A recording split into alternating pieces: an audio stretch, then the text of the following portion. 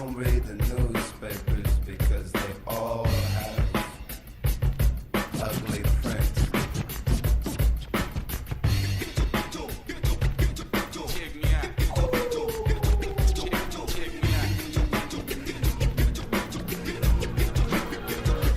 At the starting of the week, at Summit Talks, you'll hear them speak.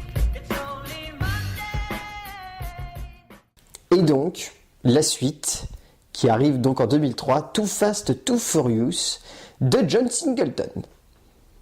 L'histoire, c'est celle de Brian O'Connor, qui après avoir tout foiré dans le premier, se retrouve à devoir faire des courses dans la rue. Il réussit plutôt bien sa vie, sauf que le FBI va le retrouver et va lui demander de démanteler un cartel de drogue à Miami. Et bah Too Fast, Too Furious, 2 fois plus mauvais et 2 fois plus long. Ah non, là c'est... Ouais. Michael Brand et Derek Haas à l'écriture, John Singleton à la mise en scène. À là, très clairement, c'est le duo c'est le trio qu'il fallait pas prendre, hein, parce que résultat, le premier avait son charme, et le deuxième veut jouer à fond la carte du côté nostalgique du premier. Sauf que c'est pas aussi simple, malheureusement. Et pour le coup, il y a eu un vrai plantage là-dessus, qui se construit surtout, on va dire, autour de vraiment le copier-coller. Parce que là, on est vraiment dans l'idée du copier-coller. Pas dans le sens où tout est copié-collé, dans le sens où la narration pourrait être copié-collé sur le premier, la mise en scène aussi. C'est surtout que tout veut jouer le côté, vous avez aimé le premier, bah, le deuxième ça va être la même chose, mais avec un petit peu plus d'humour, vous avez l'air d'apprécier l'humour, un petit peu plus de Paul Walker parce que vous aviez l'air de vraiment apprécier Paul Walker, et un petit peu plus de bagnole. Sauf que pour le coup, résultat, on délaisse la narration, ce qui était l'atout du premier, on va dire, au niveau de l'immersion, au niveau du ressenti par rapport au personnage. Et de ce point de vue-là, ça devient mou comme c'est pas permis. On délaisse le côté esthétique, puisque la mise en scène va être complètement pompée sur celle de Rob Cohen, mais en plus moche. Et c'est certainement ça l'énorme défaut, c'est que tout est plus moche dans ce film. Et en plus, donc, on va mettre en avant Paul Walker, sauf que Paul Walker, à l'époque, il n'était pas très très bon en tant qu'acteur. Donc forcément, ça plombe un petit peu le film. Dans l'ordre, le scénario de Michael Brand et Derek Haas d'après les personnages de Gary Scott Thompson.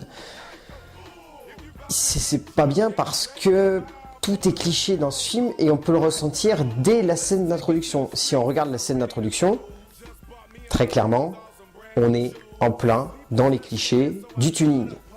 Des meufs complètement à poil, des personnages qui conduisent des bagnoles complètement clichés, mais alors plus cliché, ça serait compliqué à trouver. Un ensemble de couleurs et de jeux de mise en scène et de construction caractérielle de personnages qui sont vraiment lourds. Et punaise, les blagues. Oh, les blagues. Mais c'est pas possible de faire des blagues pareilles. C'est-à-dire que le début, on a quand même 2 blagues de cul qui sont les moins subtiles du monde. C'est genre, je vérifierai ta carrosserie. Voilà, on est à peu près à ce niveau-là, quoi. C'est vraiment pas bon. C'est vraiment pas bon.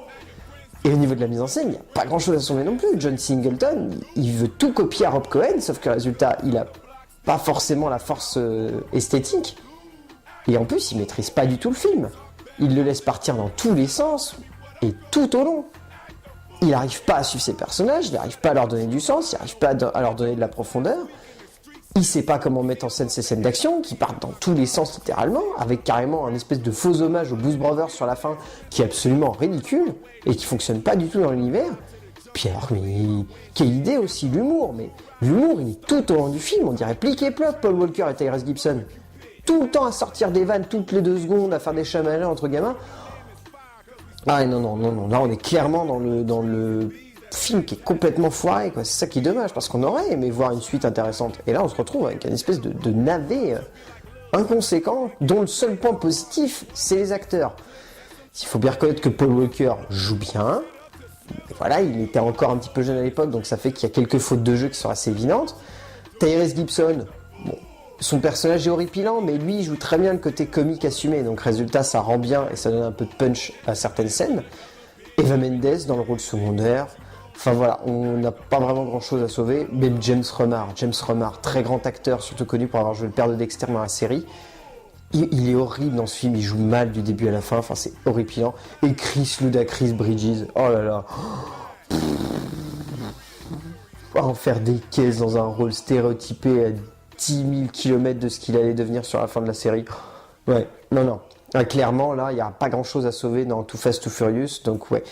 Et donc forcément, suite à cet épisode-là de John Singleton, on pouvait se demander ce qui allait déboucher sur le troisième, surtout quand on voit que une nouvelle fois, donc après un premier volet, après un deuxième volet qui change complètement d'univers, le troisième volet allait complètement changer d'univers, et voilà, on pouvait avoir les pires craintes possibles par rapport à ça.